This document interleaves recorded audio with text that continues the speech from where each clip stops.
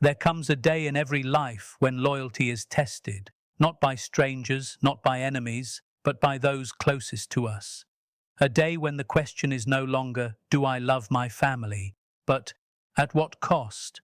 Because love, when stripped of honesty, becomes a quiet prison, and many live inside it for years, calling it duty, calling it patience, calling it respect, while something inside them slowly disappears.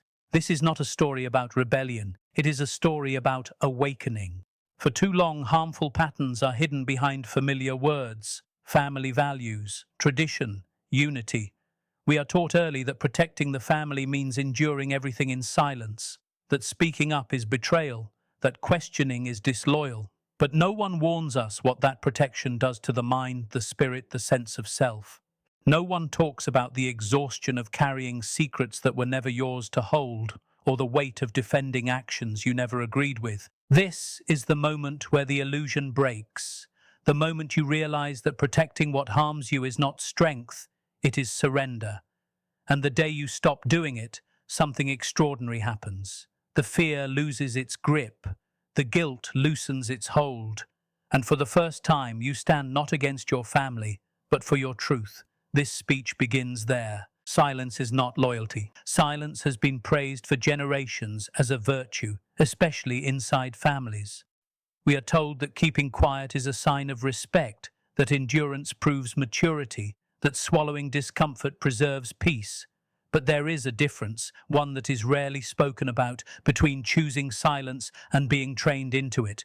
Loyalty, when misunderstood, quietly transforms into a command. Do not speak, do not question, do not disturb the order. And slowly, without realizing it, silence stops being a personal decision and becomes a rule that governs your inner life. This is where the danger begins.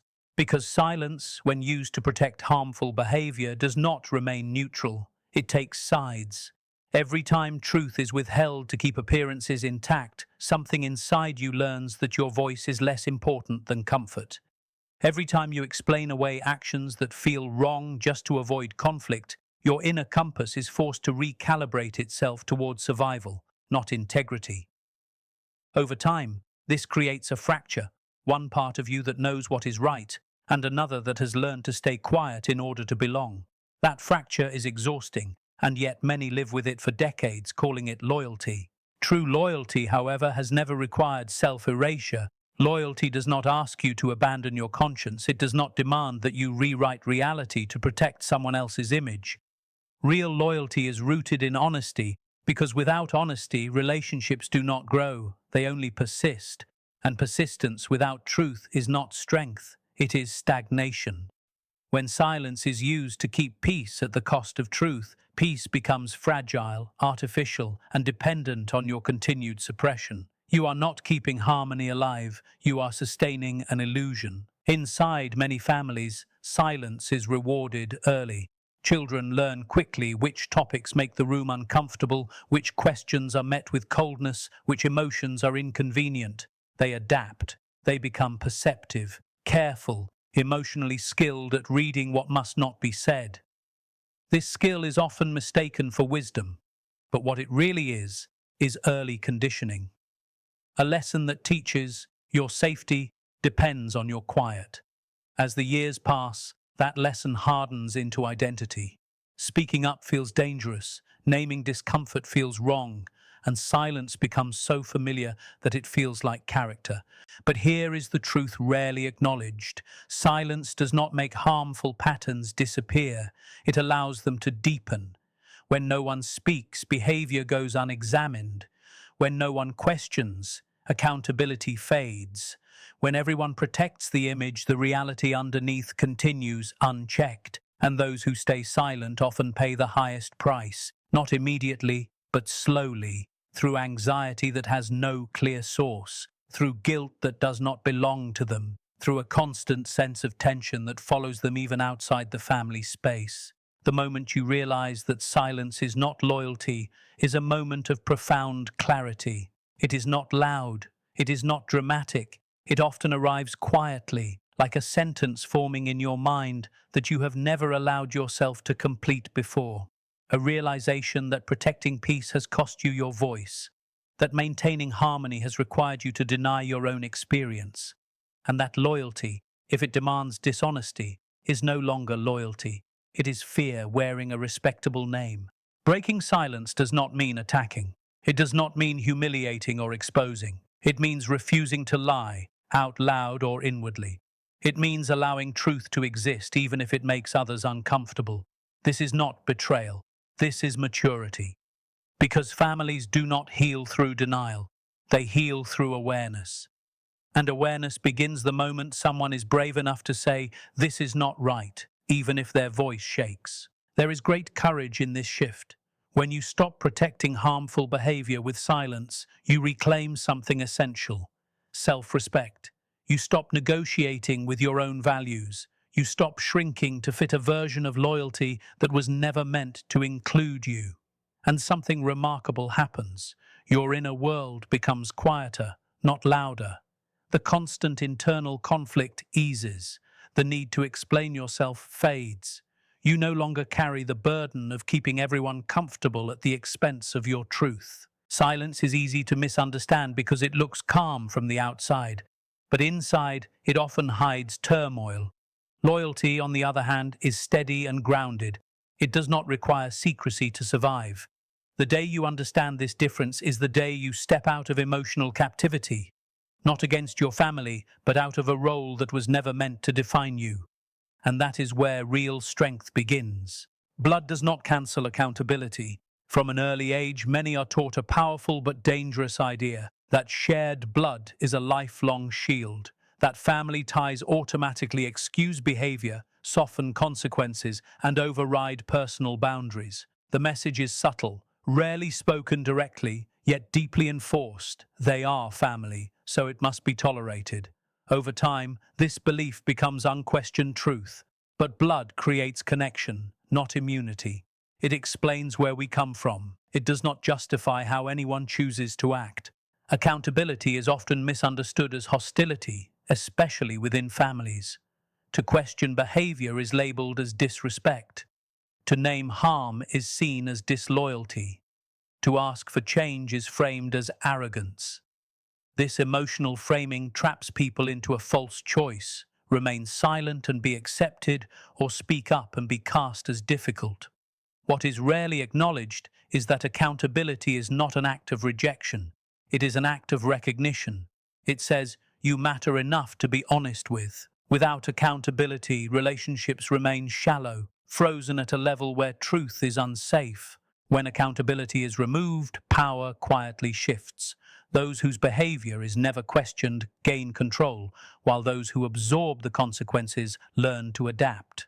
They adjust their tone, their expectations, their emotional needs. They become skilled at minimizing their own discomfort so others can remain comfortable. Over time, this creates an imbalance that feels normal because it is familiar, but familiarity should never be confused with fairness. A system without accountability does not protect unity, it protects patterns. Families often confuse unconditional love with unconditional tolerance. Love, in its truest form, wants growth. It wants reflection. It wants alignment between values and actions. Tolerance without limits, however, demands nothing and changes nothing. It allows harmful cycles to continue untouched, passing from one generation to the next under the disguise of tradition. Accountability is the interruption of that cycle. It is the moment someone says, "This connection does not exempt anyone from responsibility." There is fear in introducing accountability where it has never existed. Fear of conflict, fear of being misunderstood, fear of being labeled as ungrateful. These fears are not irrational. They are learned through years of observation. People notice what happens to those who speak up. They see the withdrawal of affection, the cold distance, the subtle punishment of exclusion. So they remain quiet, believing that preserving access is more important than preserving truth. But access without dignity slowly erodes the self. Accountability does not require harshness. It requires clarity. It is not about assigning blame. It is about naming impact. It does not say, "You are wrong as a person." It says, "This behavior has consequences, and they cannot be ignored." In healthy systems, accountability strengthens bonds because it builds trust. In unhealthy ones, it feels threatening because it disrupts control. The discomfort that follows is not proof of wrongdoing. It is proof of resistance to change. When blood is used to cancel accountability, individuals are often left carrying responsibility that was never theirs. They manage emotions that are not theirs to regulate. They fix problems they did not create. They absorb tension so others do not have to feel it. This role becomes identity, and yet no one thanks them for it, because accountability, once removed, creates entitlement, not gratitude. The more you give without boundaries, the more it is expected. The day you understand that blood does not cancel accountability is the day you stop negotiating your worth. You realize that respect is not something you earn through endurance. It is something that exists where honesty is allowed. You begin to see that asking for responsibility is not cruelty, it is self-respect. And self-respect is not incompatible with love. In fact, it is the foundation that keeps love from becoming self-sacrifice disguised as virtue. Introducing accountability may change dynamics. Some will resist it, some will deny the need for it. Some may attempt to return you to your old role through guilt or silence. But this resistance reveals an important truth. Systems that rely on the absence of accountability cannot survive its presence. And that is not your failure, it is their limitation. In choosing accountability, you are not rejecting your family. You are rejecting a version of connection that required you to disappear. You are choosing clarity over confusion, honesty over performance, and responsibility over tradition. Blood may create the bond, but only accountability keeps it meaningful. Without it, family becomes a title without substance. With it, even difficult truths can lead to something stronger, more real, and finally, more just. Tradition can hide what fear refuses to face. Tradition is often spoken of with reverence, as though time itself has sanctified every behavior it carries forward. Words like custom, culture, and family values are used as if they are beyond question, immune to reflection. And yet, not everything that survives through generations does so because it is wise or healthy. Some things endure simply because no one dared to interrupt them. Tradition in these cases becomes less about guidance and more about avoidance, a quiet agreement not to look too closely at what has always been there. Fear is rarely named in families, but it is deeply present. Fear of conflict, fear of being different, fear of breaking an unspoken rule and paying the price for it. Rather than confront this fear directly, it is often wrapped in the language of respect. This is how it has always been. This is just our way. These phrases sound stable, even comforting, but they often function as walls. They prevent questions, they discourage curiosity, and most importantly, they protect unresolved issues from ever being examined. When tradition is used as a shield, it shifts responsibility away from people and places it onto history. No one has to explain themselves. The past speaks for them. Behavior is no longer a choice, it becomes an inheritance. And challenging it is framed as arrogance, as though reflection itself is an insult to those who came before. But fear thrives in this arrangement, because as long as tradition is unquestioned, no one has to take responsibility for the present. What is rarely acknowledged is that traditions were once choices made by people, not laws of nature. They were shaped by circumstances, limitations, and beliefs of their time. Some were wise, some were necessary, and some were simply unexamined responses to fear, scarcity, or control. When these responses are passed down without reflection, they become patterns that no longer serve the people living under them. Yet questioning them feels dangerous because it threatens the illusion of stability. Families often equate continuity with safety. The familiar feels predictable, even when it is uncomfortable. Change introduces uncertainty, and uncertainty exposes fear. So tradition is defended, not because it is right, but because it is known. Those who sense that something is wrong are often encouraged to adjust themselves instead. They are told to be patient, to understand, to respect the system. Slowly, The responsibility for harmony is placed on the most aware, while the pattern itself remains untouched. Fear also hides behind the idea of unity. Unity is presented as something fragile, something that will collapse if difficult truths are spoken. But unity that depends on silence is not unity. It is compliance. True unity can withstand honesty because it is built on trust, not suppression. When tradition demands silence to survive, it reveals its weakness. Strength does not fear examination, only insecurity does. The individual who begins to question tradition often feels alone. They sense the weight of generations pressing down on their thoughts. They wonder if they are being unfair, dramatic, or ungrateful. This internal conflict is not accidental. It is the result of years of conditioning that taught them to equate obedience with goodness. But questioning does not erase respect. Reflection does not erase love. What it erases is blind acceptance. Fear resists exposure. It prefers routine. It prefers phrases that end conversations rather than begin them. But the moment someone asks why, fear loses some of its power. The moment someone notices that a tradition causes more harm than harmony, the spell begins to break. This does not mean everything must be discarded.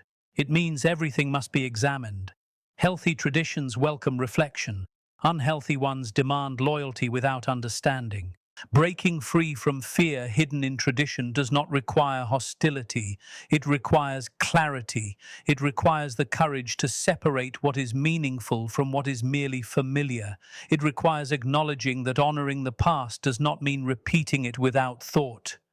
In fact, the greatest respect for those who came before is to learn from them, not to copy them blindly. When tradition no longer controls the conversation, something new becomes possible. Conscious choice. You are no longer living according to inherited fear, but intentional values. You stop defending systems you did not design and begin shaping ones that align with truth. This is not rebellion. It is responsibility. And in that responsibility lies the possibility of real healing. Healing that does not hide behind tradition, but grows beyond it. Protecting the wrong thing costs you yourself. There is a quiet loss that happens when a person spends years protecting what harms them. It does not arrive as a single moment of collapse. It unfolds slowly, almost politely, hidden beneath responsibility, patience, and the desire to keep everything together. From the outside, it looks like strength. From the inside, it feels like constant vigilance, measuring words, managing reactions, anticipating moods. Over time, this vigilance becomes a way of life, and the person forgets what it feels like to be at ease in their own presence. Protecting the wrong thing often begins with good intentions. You want peace, you want stability, you want to avoid unnecessary conflict, so you compromise. Just a little at first. You explain away behavior, you adjust your expectations, you tell yourself it is temporary, that things will improve if you try harder or stay quieter, but each compromise sets a precedent, and slowly the standard shifts. What once felt unacceptable begins to feel normal, not because it is right, but because you have learned to survive it. The cost of this protection is rarely acknowledged because it is internal. It shows up as doubt, second-guessing your perceptions, minimizing your reactions, questioning whether your feelings are valid. It shows up as fatigue that rest does not cure, because the exhaustion is not physical. It is the weariness of maintaining a version of yourself that exists only to keep others comfortable. And the longer this continues, the more distant you become from who you were before the protection began. When you protect harmful patterns, you unintentionally teach yourself that your needs are negotiable, that your boundaries are flexible, that your discomfort is less important than harmony. This lesson does not stay confined to the family space. It follows you into other relationships, other environments, other decisions. You become skilled at adaptation, but less practiced in self-trust. You may appear composed, capable, even resilient, yet inside, there is a persistent sense of absence, as though something essential has been set aside and forgotten. What makes this loss particularly difficult is that it is often praised. You are seen as the one who holds things together, who understands, who does not make things worse. This external validation can be intoxicating, because it offers meaning to your sacrifice. But praise does not restore what is being lost. Recognition does not replace identity. And eventually the gap between who you are and who you present becomes too wide to ignore. The turning point comes when you realize that protection has become self-betrayal, that in trying to preserve the system, you have slowly abandoned yourself. This realization is painful, not because it reveals weakness, but because it reveals misplaced loyalty. You were faithful to the wrong cause. You guarded the pattern instead of the person you were becoming. And the grief that follows is not just for what was endured, but for what was postponed. Dreams delayed, emotions unexpressed, truths left unspoken. Letting go of this protection is frightening because it feels like loss. You may fear being misunderstood, judged, or distanced. But what is often overlooked is what you gain: clarity. When you stop defending what harms you, your inner world begins to settle. The constant monitoring eases. Your thoughts become your own again. Your reactions feel grounded rather than rehearsed. This is not chaos, it is alignment. Protecting yourself does not require aggression. It requires honesty. It requires recognizing that peace built on self-erasure is not peace at all.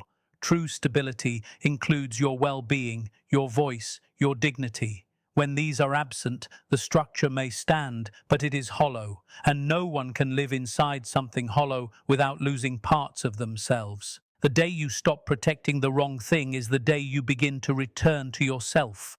Not suddenly, not dramatically, but steadily. You start noticing what you feel without immediately dismissing it. You start valuing your perspective without asking permission. You start setting limits, not to punish others, but to protect your own integrity. This is not selfishness, it is restoration. In choosing yourself, you are not destroying the family. You are refusing to be destroyed by a role that demanded too much and gave too little in return. You are reclaiming the parts of you that were sacrificed in the name of keeping things together. And in that reclamation, you discover a truth that changes everything. Nothing is worth protecting if it costs you yourself. Breaking the pattern is an act of love. Breaking a long-standing pattern inside a family is often misunderstood as rejection, rebellion, or ingratitude. But in reality, it is one of the most demanding forms of love. It requires courage without applause, clarity without agreement, and patience without guarantees. Those who break patterns do not do so because they lack loyalty. They do so because they understand that loyalty without growth becomes a quiet form of harm. Love that refuses to evolve eventually turns against the very people it claims to protect. Patterns survive because they are familiar. They create predictability, even when they cause pain. Many families confuse predictability with safety, and safety with love. As long as everyone knows their role, the system feels stable. But stability built on unexamined behavior is fragile. It depends on silence, compliance, and emotional endurance. When one person steps out of that role, the system reacts. Not because it is being attacked, but because it is being exposed. The individual who chooses to break the pattern often carries the weight of misunderstanding. Their intentions are questioned, their motives are doubted. They are told they are overreacting, imagining things, or disrupting harmony. This response is not accidental. Patterns protect themselves by discouraging change, and the first person to challenge them becomes a mirror, reflecting truths the system has avoided for years. That reflection can feel threatening, even when it is necessary. Breaking the pattern does not mean abandoning family or erasing history. It means refusing to repeat what no longer serves. It means recognizing that love is not proven through endurance alone. Endurance without honesty breeds resentment, not connection. True love allows space for discomfort, because discomfort often precedes growth. When someone says this cannot continue, they are not declaring war. They are drawing a boundary between what is familiar and what is healthy. There is grief in this process, grief for the family you wished you had, grief for the ease that came with conformity, grief for the version of connection that required less courage. Pattern breakers must mourn these losses, often in private, because their grief is rarely acknowledged. Yet this grief is a sign of depth, not weakness. It shows that the decision was not made lightly, but with awareness of what it costs and what it offers.